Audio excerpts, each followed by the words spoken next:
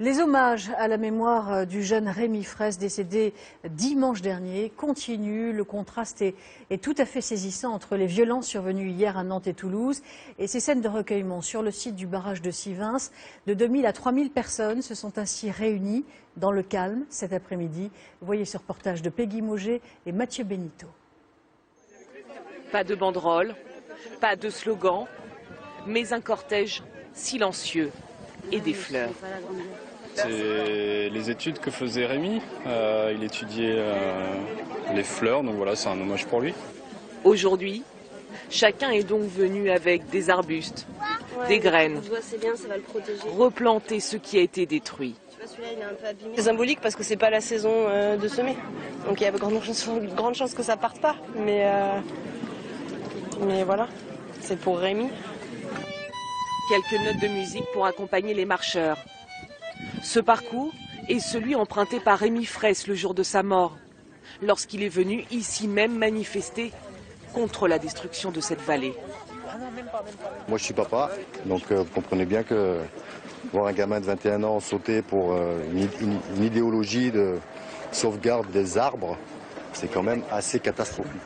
Puis vient l'instant d'émotion et de recueillement, à l'endroit précis où le corps du jeune manifestant a été retrouvé.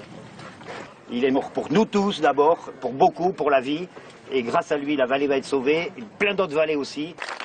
Dans la foule, des militants écologistes venus aussi rendre hommage à ceux qui occupent la zone depuis de longs mois. Ça a touché des gens, ça me fait plaisir quelque part qu'ils soient là. Même si maintenant ils encerclent un peu notre zone et qu'on a l'impression d'être un peu dans un zoo. Mais au final, ils ont bougé pour une bonne cause, on a planté des arbres avec eux et c'est bien. Les occupants du site ont lancé un appel au calme ce matin, mais la résistance continue.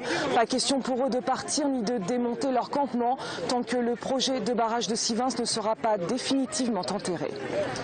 Oui, les opposants au barrage de Sivins réclament l'abandon pur et simple de ce projet. Eh bien, pour la première fois, à 2 jours seulement d'une réunion au ministère de l'écologie, la ministre Ségolène Royal critique la pertinence de ce projet. Écoutez.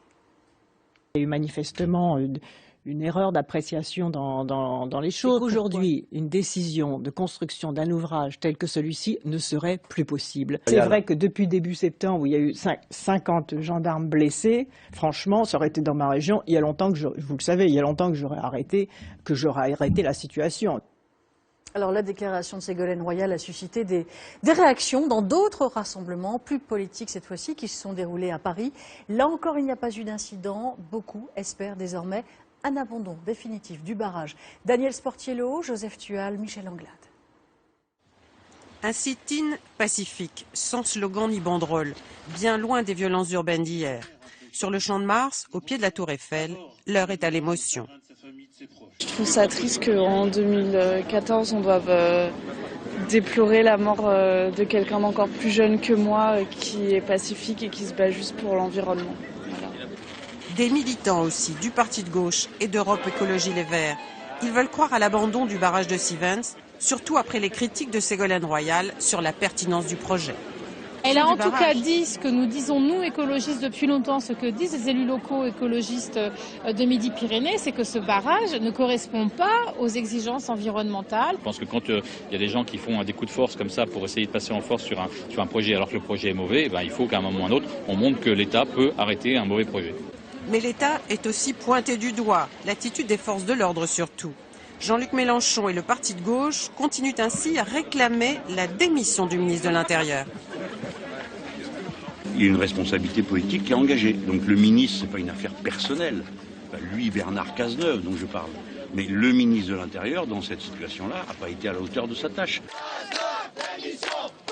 Mais dans l'est de la capitale, au même moment, près de 300 personnes en colère contre les violences policières se rassemblent, place Stalingrad.